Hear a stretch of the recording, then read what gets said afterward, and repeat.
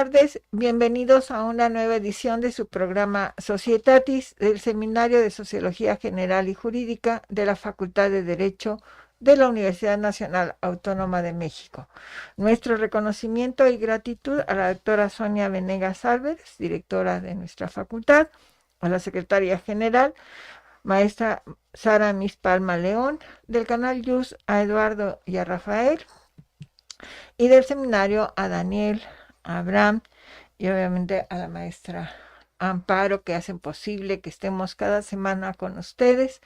Y el día de hoy estamos muy contentos porque nos acompaña muy significativamente para nosotros en lo personal la maestra Pilar Ortuño Burgoa, quien nos aceptó estar con nosotros el día de hoy aquí y hablar de un tema pues muy ad hoc a lo que está pasando, que es la ética de los servidores públicos.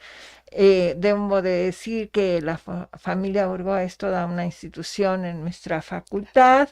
El maestro Ignacio Burgoa era una voz, siempre lo he dicho, de nuestra facultad, que tristemente pues sus discípulos no continuaron con ese tono de voz, pero de muy gratos recuerdos. Yo a mis alumnos, de todas formas, aunque no está vinculado, siempre recomiendo el juicio de Cristo, ¿verdad? Porque les digo, es la visión jurídica de eso, entonces siempre se los recomiendo.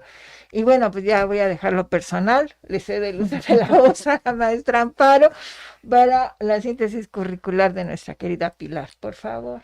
Claro que sí, doctora. La maestra Pilar Ortuño Burgoa es licenciada en Derecho por la Universidad Nacional Autónoma de México, socia fundadora de Ortuño Burgoa Abogados, encargada de la Unidad Académica y de Capacitación. En la academia es profesora de Garantías Constitucionales durante más de 14 años en la Facultad de Derecho. En noviembre de 2015 fue distinguida con la Cátedra Extraordinaria Jesús Reyes Heroles. En 2016 por el Premio Sor Juana Inés de la Cruz, otorgada por la UNAM y representando a la Facultad de Derecho como académica que ha contribuido activamente al desarrollo de los valores y quehacer universitario. En el ámbito de las divisiones de Educación Abierta y Educación a Distancia de la Facultad de Derecho, es asesora en las materias de Derecho Constitucional, Teoría de la Constitución y Garantías Constitucionales. Es miembro del Colegio de Profesores de Derecho Constitucional de la Facultad de Derecho de la UNAM. Ha participado en obras colectivas, entre las que destacan Constitución comentada por los profesores de la Facultad de Derecho y Diccionario Jurídico. Bienvenida, maestra. Muchas gracias, maestras queridas. Querida doctora, yo tengo que aprovechar para agradecerle muchísimo estas invitaciones, me haga de verdad el favor de invitarme, poder estar con usted siendo mi maestra querida, con la presencia joven de la maestra Amparo, del maestro Abraham. Es para mí un honor estar en Societatis y le agradezco, como siempre, infinitamente sus invitaciones. Y además, pues lo personal puede venir también con las cuestiones, porque por algo estamos en Societatis, entonces es un lugar en el que de verdad hay apertura y en el que se puede hablar de muchísimos temas. Así es que gracias, doctora, y hoy pues vamos a tratar un tema que esperemos sea del interés de la audiencia. Sí, por supuesto. Como bien sabes, nuestros alumnos son fundamentalmente quienes nos acompañan, entonces tratamos que sean temas de su interés, y en este caso hemos intitulado Ética en los servidores públicos. Y obviamente, muy brevemente, significativamente, tendríamos que precisar qué vamos a entender por ética, ¿no? Porque luego como que se confunde con otros aspectos que no tienen en realidad, o ya se ha deteriorado el uso del concepto de ética, ¿no? Entonces, por ahí empezaríamos para poder llegar a los servidores públicos, por favor. Pues precisamente, doctora, cuando estaba yo preparando algunas notas para el programa, como usted dice, nos vamos siempre por la ética y olvidamos la moral, porque la moral es un concepto que puede ser muy elástico. Sin embargo, preparando estas notas, muchos autores coinciden en que la ética estudia la moral. Y la moral va a ser el conjunto de normas de conducta y de convivencia que están íntimamente ligados a la ética, es decir, una se apoya a la otra. pero la ética estudia ese conjunto de valores que puede tener cada persona, ¿sí? Porque la ética estudia precisamente los actos humanos, y esos actos humanos que son proclives al bien o al mal, pues es donde se determina si son morales o no son morales. Y la moral yo creo que no va en el camino que tenga representación en los actos jurídicos, sino es la ética que tiene que estudiarlos. La moral se me hace algo muy profundo, muy íntimo, que está regido por nuestra conciencia. La conciencia es la primera que nos va a decir si actuamos bien o actuamos mal. No voy a entrar en cuestiones de problemáticas mentales en las que no se pueda distinguir de un buen acto de uno malo. Entonces, la moral aplica de una manera práctica las normas que establece la ética. Entonces, podríamos decir que una persona es ética en cuanto tiene una moralidad estable, una moralidad con valores positivos y no negativos. Creo yo. Entonces, esta parte para definir ética que va ligada a la moral y que es sumamente importante. Yo a los alumnos, cuando tratamos, por ejemplo, el artículo 5º constitucional, hablamos de la libertad de trabajo, que cada quien se puede dedicar a lo que quiera, siempre y cuando esto sea lícito, y la licitud ahí va ligado a la moral. Solo se puede establecer la moral como, y dicho cortito, como el conjunto de ideas protectoras de una comunidad. Entonces, esto de lo que vamos a hablar creo que va más enfocado tal vez a la moral que a este conjunto de normas, que a lo que estudia, más bien que a lo que va más enfocado a la moral que a lo que estudia este conjunto de actos que es la ética. Pero así lo hemos llamado para saber, no porque seamos jueces, pero para saber cuándo las personas actúan conforme al recto pensar y trascender humano, a la recta razón. Claro, maestra, en este sentido que hizo la distinción y en términos generales estaríamos involucrados pues todas, ¿no? Todas las personas, pero en este caso específico, ¿cómo lo ligaríamos al servidor público o a quienes entenderíamos como personas servidoras públicas? Es un servidor público todo aquel que tiene algo que ver con el gobierno, que desempeña una función para el gobierno de un estado. Pero pues no se dedican la mayoría de ellos solamente a ese servicio, por llamarlo de alguna manera, al Estado, sino que lo que priva también es la cuestión de que ellos ejercen otro tipo de actividades y actividades que son estrechamente relacionadas con sus opiniones, con su trascender, con su quehacer político. Entonces, ese servidor público son aquellos que la Constitución en el 108 nos está marcando. Ahí se toman los altos servidores públicos. Y es materia de derecho administrativo hacer la diferencia entre servidor público, empleado público y servidor público. Yo me voy a lo que dice la Constitución y a quiénes son. Claro. Y de ahí pues son los altos servidores. Para poder entender esta parte, yo traje un libro que recomiendo mucho porque además de que es amiga mía, lo escribió y creo que lo escribió muy bien. Es Ética Profesional del jurista y es la maestra, la doctora, ahora doctora Trilce Fabiola Villabueno, de donde yo tomé varios conceptos importantes y luego los aterrizamos en algún ámbito específico. Y nos dice la doctora Trilce que la ética es la manifestación de una reflexión racional en la cual se realiza un estudio sistematizado sobre los actos humanos, donde se analizan principios y reglas que regulan una realidad social determinada y desde una perspectiva valorativa. ¿Qué quiere decir? Que estamos hablando de los valores de las personas. Y los servidores públicos, bueno, ahorita llegamos a eso, sí, si nos permiten, para no correr, ¿sí? Creo yo que, si estamos en Societatis, que la sociedad ha cambiado mucho. Lo hemos platicado en otras ocasiones y creo que tenemos conceptos diversos sobre lo que es la moral, sobre todo los valores. Valores que antes eran supremos y que supuestamente son objetivos e inmutables. Esos valores han cambiado. Y ya de plano pues vienen los antivalores. Entonces, eso se ha presentado en los actuales servidores públicos. Los integrantes de los poderes de la Unión que han hecho no sé cómo decirlo para ser políticamente correcta, creo que no han oído al pueblo. A ese pueblo que también eligió, no lo han escuchado.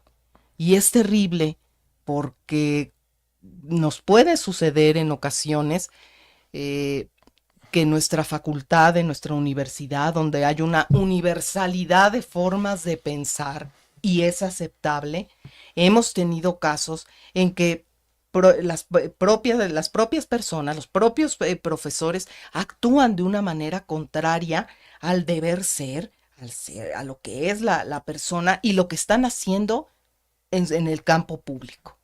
Y eso a mí me enoja mucho porque creo que si no son congruentes, que es una de las características que debe tener todo servidor público, todo jurista, todo profesor de una facultad como la nuestra, pues deberían retirarse.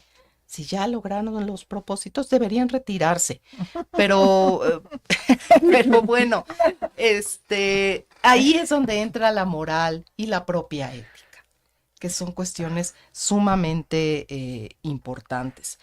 Ahora, si ustedes me permiten, habría que reflexionar en qué características debe tener una persona, y la maestra Trilce, algo que me gusta mucho en su libro, es que analiza qué características debe de tener cada persona que se dedique a alguna actividad que tenga que ver con el contacto con el ser humano. Y entonces ella nos dice, por ejemplo, que una característica moral que debe tener el jurista, pues es alcanzar la justicia. ¿Y cómo se alcanza la justicia? Pues a través del derecho. ¿Cómo voy a enseñar derecho si hago lo contrario totalmente a lo que debe ser y a lo que está poniendo en peligro nuestro Estado de Derecho? Entonces, la ética del jurista no va a alcanzar la justicia. No la va a alcanzar, y eso lo vamos a dejar a nuestros propios alumnos. Y nuestros propios alumnos, ahora se ha dicho también que están engañados por nosotros. Ellos están enojados porque se les está tomando como si fueran personas que no supieran algo de derecho, porque yo doy en los primeros semestres, como si no fueran seres pensantes, pero ellos son capaces de tomar ya sus decisiones y saber qué es lo correcto y qué no es lo correcto. Y de ahí saber si una persona los está engañando o no.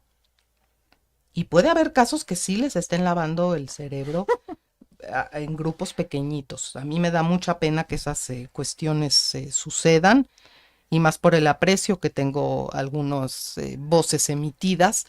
Pero los alumnos de verdad creo que están desvalorizados por el poder público. Desvalorizados desde el Ejecutivo y todos los demás. Pero bueno, eso no importa, porque ellos son inteligentes, van a saber tomar su tiempo y van a saber que tienen que ser los mejores, ¿por qué se les dan tantos cursos de ética? Porque esto es algo que se viene perdiendo desde hace mucho, es decir, estudiar el conjunto de los actos morales a través de la ética es algo que creo que va a permear y que está dando buenos resultados en nuestros alumnos. ¿Para qué? Para que ahora que se elijan jueces tengan una mayor facilidad de acceder a esos cargos. Y me estoy yendo lejos de la separación de poderes, de lo que hemos luchado desde Montesquieu, desde lo que ha sido plasmado en nuestra Constitución. Me estoy alejando totalmente de eso, pero estoy abriendo la puerta hacia el estudio, la integridad y la inteligencia de los futuros, de las futuras personas, que espero que en algunos años sean nuestros alumnos, que ocupen esos lugares. Los requisitos se han bajado y es ahora cuando debemos darles más armas para que si van a ocupar esos lugares en algún momento puedan hacerlo con toda la dignidad y la integridad que debe de tener un jurista. Y ya me salí del servidor público y me fui con el jurista, pero es que pues a veces comparten los dos papeles. Y al compartir esos dos papeles, bueno, pues entonces es cuando uno se pregunta qué es lo que sucede. Así estamos. Claro, de hecho, en el nuevo plan, como bien sabes, precisamente se incorporó esta asignatura de la ética profesional del jurista, por azares del destino, yo estoy dando también, y suscribo todo lo que has dicho. O sea, primero, no puedo entender, aunque me doy una explicación, ¿verdad? Esos maestros que en el aula dicen una cosa y actúan fuera del aula de otra manera, ¿no? Entonces, como bien dices, tiene que haber una coherencia. Yo no puedo comprender que un maestro diga una cosa en el aula y fuera del aula diga otra, porque precisamente como bien dices, el alumno no es tonto, el alumno se da cuenta de lo que está pasando y que obviamente es menospreciar al alumno o decir, usted no tiene la capacidad de darse cuenta de lo que estoy haciendo, ¿no? Y creo que esto va un poco vinculado, se quiera o no, al prestigio que da la universidad. Suena muy bien en los currícula, profesor de la Facultad de Derecho en específico, en nuestro caso, o en general en la universidad, pero yo creo que en la Facultad de Derecho tiene un plus, ¿no? Decir, estoy, obviamente por muchas razones, entre ellas podríamos decir los rankings internacionales, los maestros que han estado ahí, ¿no? Quienes han formado y forman la estructura de nuestra facultad. Entonces es verdaderamente penoso que lleguen estos personajes que de repente se vuelven académicos, ¿no? O sea, y te quedas con una cara de what, ¿no? Para hacerlo más o menos el lenguaje de los alumnos. Te quedas con cara de what porque dices, ¿qué está haciendo aquí? ¿No? O sea, esta persona no debería de estar, y además con las incongruencias que estamos viendo y que hemos visto en otros de estos personajes, ¿no? Que también yo en algún momento he comentado, ¿no? Cuando se acaba el sexenio, pues todos se vienen a refugiar en la Facultad de Derecho y luego también vemos cómo se van yendo afortunadamente. Desafortunadamente, pues uno se queda, ¿no? Pero eso no debería de pasar, es decir, necesitamos y se requieren profesores que cuando menos actúen como lo dicen, ¿no? Y no que tengan dos formas de comportamiento totalmente distinto, porque eso sí están causando pues una inseguridad en el alumno, es decir, no te puedes comportar como yo lo hago afuera, pero tú escucha, ¿no? Lo que voy a decir, ¿no? Y tristemente vemos que esto se ha difundido, ¿no? En vez de que se reduzca, porque pues hace 800 años había políticos en la Facultad de Derecho, pero eran muy respetuosos de esto, ¿no? Y marcaban ellos mismos la diferencia entre uno y otro actuar o entre un trabajo y el otro, ¿no? No veíamos estas incongruencias, por llamarle educadamente al asunto, ¿no? Entonces, ¿cómo dices, cómo vienes a clase y dices una cosa y luego afuera, ¿no? Eso sí les causa daño a los alumnos, creo yo, ¿no? Y que a lo mejor algunos se van con el canto de las sirenas. Pero yo aquí también recuerdo mucho, y lo recomiendo siempre, el jurista y el simulador del derecho, ¿no? Es decir, que es precisamente una base de lo que debe ser un buen abogado, un buen jurista, como decimos, y además lo especifica muy bien en el área de la academia, que me encanta, ¿verdad? El jurista, el litigante y todo. Y además, no voy a parafrasear porque no me la sé, pero la idea es esta, ¿no? Ese abogado debe poder defender a todos, al rico y al pobre, al campesino, al agricultor y todo. Y eso se está perdiendo en nuestra facultad. O sea, vienen con una idea de sirena, ¿no? Bueno, a lo mejor todos hemos ingresado a la facultad queriendo arreglar el planeta y que la justicia sea la voz cantante, ¿no? Luego ya con los años nos damos cuenta que hay muchos obstáculos, pero esa ilusión que se tiene cuando llegas, ¿no? Y que como bien dice, se va a ver en todas partes, o sea, en nuestro cercano claustro de profesores y en el servidor público, pero al final nos abarca a todos. Y tristemente también hay que señalar que mucho de esto viene de casa. Así es, doctora. La casa es donde se forman los seres humanos. Se informan en la escuela, pero se forman en la casa. Y así se han visto las cosas en muchos sentidos. Pues vamos a pausar ahí justo porque ese ruido loco que oíste, que es la señal de que vamos a nuestra pausa y regresamos enseguida. Regresamos con ustedes, estamos hablando sobre la ética de los servidores públicos con nuestra querida maestra Pilar Ortuño Burgoa. Es el momento de dar paso a las personas que nos acompañan, voz a las personas que nos acompañan, y para esto le cedo el uso de la voz a Abraham, que ya ha hecho una síntesis porque hay muchísimas preguntas, pero bueno, vamos a procurar que en esta síntesis se consideren respuestas a varias preguntas. Por favor, Abraham. Gracias, doctora.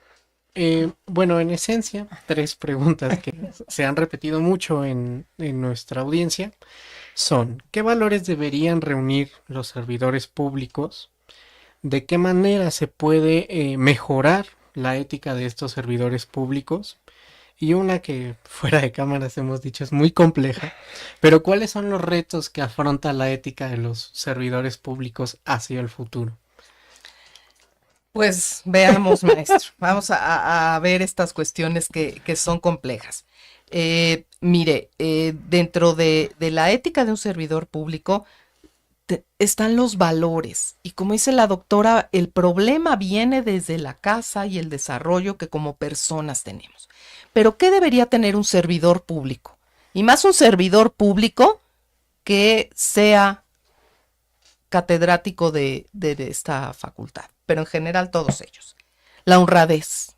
La honradez es esa congruencia entre lo que pienso y lo que hago. Por eso soy honrado.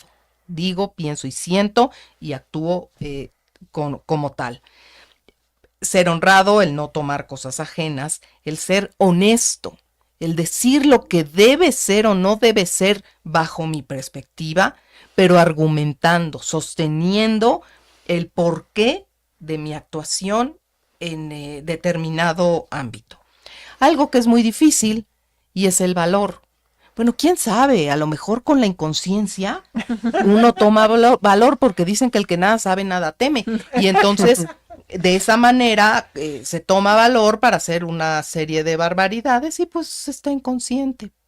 Pero Maquiavelo no opinaba igual y con eso voy a cerrar al final. Y debe haber, todo esto se traduce en una congruencia. Y la congruencia es un valor fundamental que engloba esta honradez, que engloba esta honestidad, ser congruente con lo que hacemos. Una falta de ética empieza desde que yo voy a actuar de la manera contraria a lo que pienso y siento. Si recuerdo hace mucho tiempo, y para no extenderme en eso, don Ignacio Burgoa como juez de distrito, que además ganaba poco, pero una vez recibió línea, no recuerdo bien el asunto, línea de entonces de Los Pinos para resolver un asunto. Y él, congruentemente, con valores morales, con una ética profesional intachable, prefirió renunciar a su cargo de juez segundo administrativo antes que seguir adelante. ¿Cuándo pasa esto ahorita? Nunca. Y la honestidad y la claridad con la que se llevaba a cabo en su vida, en sus clases, era muy, muy interesante. Respecto a la segunda pregunta, fíjese que preparando un poquito este tema, me surge en este libro de la doctora Ovilla, que ella plasma el Código de Ética de la Administración Pública Federal, que si uno lo lee es muy bonito, no lo voy a leer ahorita, pero me llamó la atención que este Código de Ética para la Administración Pública Federal forma parte del Plan de Desarrollo 2013-2018. Por lo que podemos decir que este hermoso Código de Ética, en el cual se busca alcanzar un México en paz, que haya combate a la corrupción. Y la corrupción, bueno, es un tema que da para mucho. Que haya que entender que la corrupción está transgrediendo el Estado de Derecho, que los servidores públicos deben de tener una conducta ética que fortalezca instituciones públicas y que a su vez responda a necesidades de la sociedad, y que además de los principios de legalidad, de honradez, de lealtad, de imparcialidad y eficiencia, es necesario que se den a conocer aquellos valores, que es de lo que estamos hablando hoy, valores y reglas claras de integridad por su importancia al ser aceptados de manera general por la sociedad. Entonces, todo esto se dio en el para que se pudiera dar. En el 2015, el presidente de la República anunció diversas acciones ejecutivas, dentro de las cuales se instruyó a la Secretaría de la Función Pública, precisamente para que hiciera circular este Código de Ética de los servidores públicos. Y termina diciendo que los verdaderos cambios se gestan a partir de que los servidores públicos, de manera individual y en su conjunto, asumen una verdadera cultura ética y de servicio a la sociedad. No me vengan a confundir ahorita el servicio a la sociedad con la justicia social y con entregarle dinero a las personas. No. Por eso deben estar convencidos de la dignidad e importancia de su tarea, por lo que se ha tenido a bien emitir el siguiente acuerdo en el cual se establecen estas reglas para el Código de Ética de los servidores públicos. En ello se habla de legalidad, de honradez, de lealtad, de imparcialidad, de eficiencia, en fin, de cosas que se me hacen muy profundas y muy interesantes. Porque si bien hemos tenido gobiernos corruptos, creo que hay hasta grados en eso. La corrupción puede ser una, pero hay grados. Y por lo menos haber dado a conocer este Código de Ética, pues tal vez hubiera penetrado en las conciencias de los servidores públicos. Creo que, como es para el plan 2015-2018, creo que este Código de Ética no se haya vuelto a imprimir. Tal vez se cambió por una constitución moral o no recuerdo muy bien por qué fue, pero nada de eso se ha hecho. Entonces, eso creo que responde la segunda pregunta, maestro. ¿Y la tercera cuál era? ¿Son los retos? Sí, ¿cuáles retos afronta a futuro la ética en el servicio público? Todos. Precisamente son todos estos valores éticos, porque viendo lo que se ha pensado a través del tiempo, pues vemos que Maquiavelo, que nació en 1469, nos dice que la política no tiene relación con la moral. Entonces, ¿qué retos van a enfrentar? Todos y ninguno, porque entonces no hay valores. Y uno de los peores valores es la peor falta de estos valores es la incongruencia. La incongruencia y la falta de probidad, de honradez. El tener un ansia de poder y de control, y además de control económico que va más allá de todo. Y eso es lo que se ha implantado aquí. Nosotros no podemos enseñar eso a nuestros alumnos. No podemos hacerlo. Tenemos que seguir en pie, tenemos que reafirmar esos valores para ser juristas, verdaderos juristas, que reflexionen, que lleven a cabo estos valores. Yo entiendo que es muy difícil en cuanto uno tiene el poder. Bueno, yo nunca he tenido el poder, gracias a Dios. Pero cuando toma ese poder y entonces, como voy a mencionarla rápidamente, la película La Ley de Herodes, en las que cómo cambia una persona que llega con la ilusión de aplicar la Constitución, de aplicar la ley. Así llegaron. ¿Qué pasó en el camino? No lo sé. No lo sé qué pasó. Pero si están tristes nuestros alumnos, si están decepcionados, que sepan que tenemos puestas en ellos nuestras esperanzas, hoy más que nunca, en que ellos crezcan y que crezcan como personas y que crezcan como juristas si es que van a dedicarse a tiempo completo en estas cuestiones. ¿Qué nos toca hacer a nosotros también, además de enseñar? Pues a lo mejor sería prudente darle una barridita a la casa. Es decir, una barridita replanteándonos todos los profesores, nuestros valores, nuestra manera de enseñar. Tal vez algunos retirarnos si no cumplimos con estas altas expectativas que de nosotros espera la Universidad de la Nación. Pero pues eso no creo que ocupe todo el tiempo. Sin embargo, hay que recordar otra frase de Maquiavelo que nos dice: el que tolera el desorden para evitar la guerra, primero va a tener el desorden y después la guerra. Por eso, a veces la tolerancia es peligrosa. Hay que ser firmes y ser congruentes y valientes en nuestra profesión. Eso es, creo que se responde a la tercera pregunta, que hasta es triste, maestro. Sí, un poco oscuro el escenario. Es oscuro el escenario, pero el mexicano tiene algo que es fabuloso. Hasta en las peores épocas, cuando fue, por ejemplo, la Segunda Guerra Mundial, que le declaramos la guerra a los países del eje, bueno, pues obviamente se suspendieron garantías. Pero el mexicano sabe sacar provecho, sabe sacar lo mejor, y de eso estoy convencida, en épocas difíciles. Si en esas épocas hasta hacíamos canciones como El Apagón, que después pervirtió Yuri, pero en un inicio así fue, o sea, si de esas épocas en las que se cortaba la electricidad y todo eso, supimos sacar algo bueno, que fue una canción, tenemos que sacar lo mejor. Ahora no es solo lo bueno, lo mejor de nosotros y de nuestros alumnos. Yo sé que en otras universidades tal vez lo estén manejando así, pero esa es la UNAM. Y sea lo que sea la UNAM, que está en muy alto, en muy alta consideración, en muy alto lugar en América Latina y tal vez en algún lugar del mundo, o en algunos lugares del mundo, tenemos los profesores una responsabilidad muy, muy grande. Y si me preguntaran a mí qué haría, que nadie me lo ha preguntado, por eso no tiene la culpa nadie, creo que el derecho siempre ha llevado conjuntamente cuestiones políticas y cuestiones académicas y jurídicas. Pero tendría yo mucho cuidado en la elección y permanencia de aquellos que cumplan con los altos valores que nos hemos fijado. Sobre todo la transmisión de la cultura y de una congruencia que como docentes siempre tenemos que tener.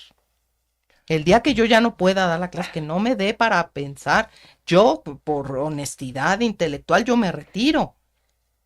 Y por honestidad y por ética, alguna persona debería retirarse. Algunas, y les digo, algunas de ellas también me duelen por los lazos otroramente fraternales que existían entre las familias. Pero bueno, no se trata que todos pensemos de la misma manera, sino que argumentemos el porqué de nuestro actuar. Y creo que ahorita, más que nunca, para todos los que quieren opinar, convendría que echaran un vistazo nuevamente a la teoría de la Constitución, para en esa teoría no confundir el concepto de soberanía con democracia, la justicia social, porque ya no tenemos un bien común, estamos yendo a un totalitarismo, y engañar a las personas que en aras de una justicia social todo está muy bonito, creo que es monstruoso. En este sentido, maestra, y que justamente lo refirió, podríamos decir que existe una crisis de valores en esta sociedad y que al final van a permear. Pensemos en lo que tenemos más cercano, que son nuestros alumnos.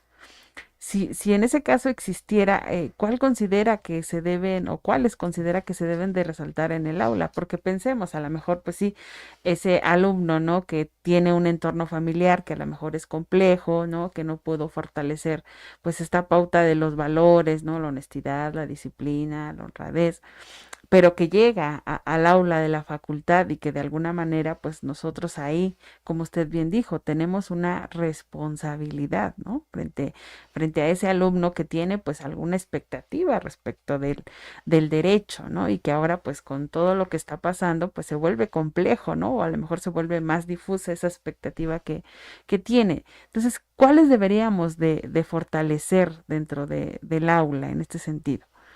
Yo creo, maestra Amparo, y tal vez lo compartan ustedes, que se nos ha infundido una doble responsabilidad para con nuestros alumnos. Porque yo me acuerdo en mis tiempos la función del profesor era transmitir los conocimientos, no nos interesaba que había más allá del entorno académico. Pero ahora sí nos preocupamos porque tenemos que arropar a los alumnos y que sientan un ambiente seguro, seguro para expresarse, seguro para corregirnos y corregirlos, para entablar un diálogo que establezca un buen binomio maestro-alumno. Yo creo que entre más confianza se les dé que están en un lugar seguro, podemos obtener mejores resultados. Pero eso, ¿cómo lo voy a hacer? Pues siendo una persona íntegra.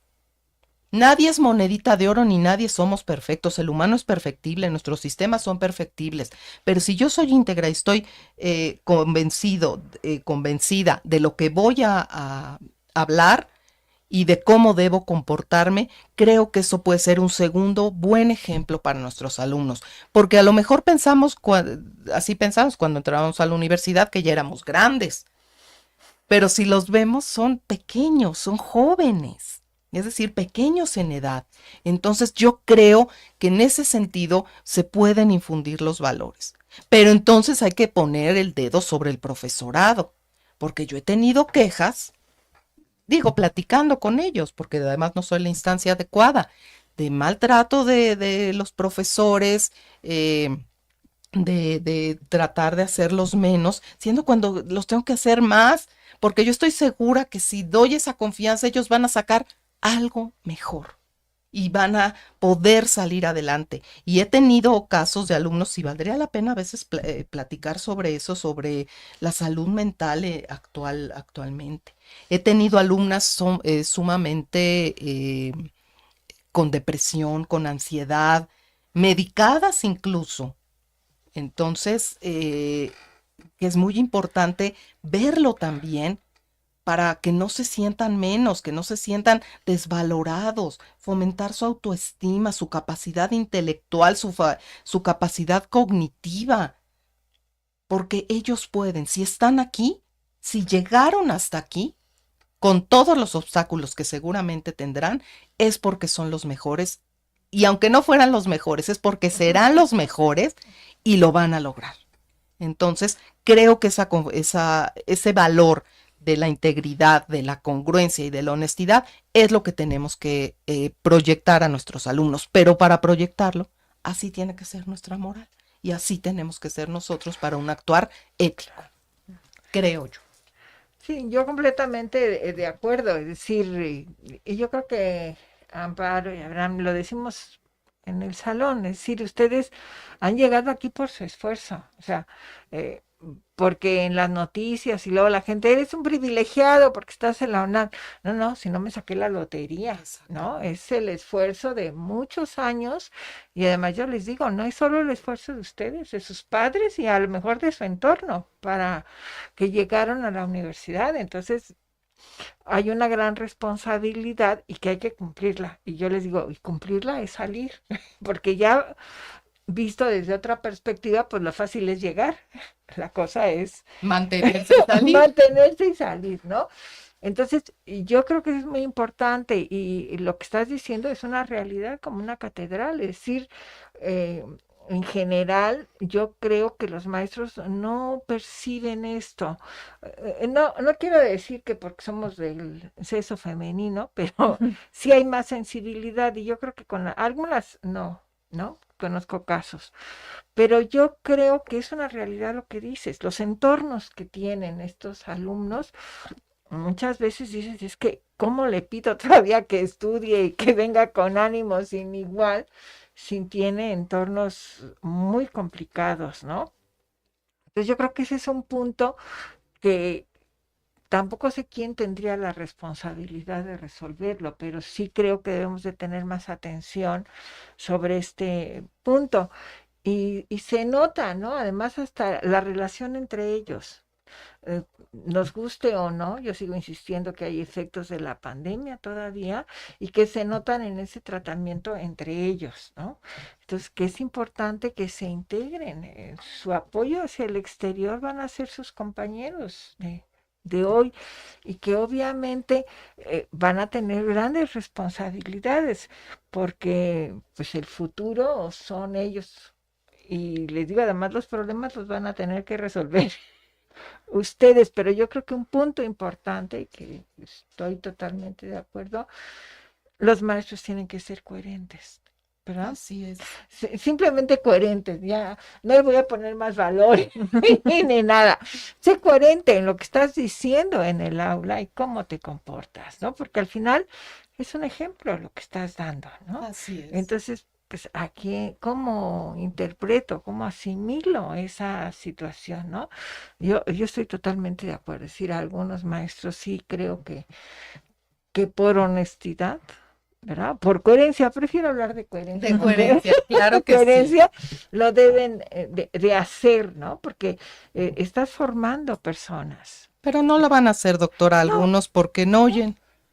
La característica actual del servidor público, de los altos servidores públicos que integran los poderes de la Unión, ahora yo diría que las funciones del poder, ahora ya no son poderes, sino es el poder es uno y son sus tres funciones, tienen como característica que no escuchan. No escucha.